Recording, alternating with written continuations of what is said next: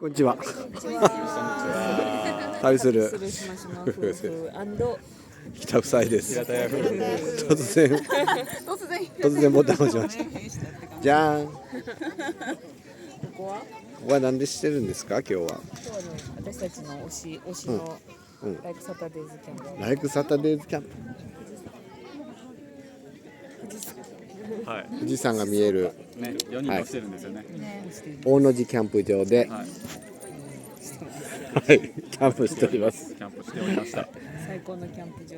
はい、楽しかったね。ね、本当にこんなにたくさんの人来て、はい、いきなり始まる。おすすめですね。ここちょうね。はい。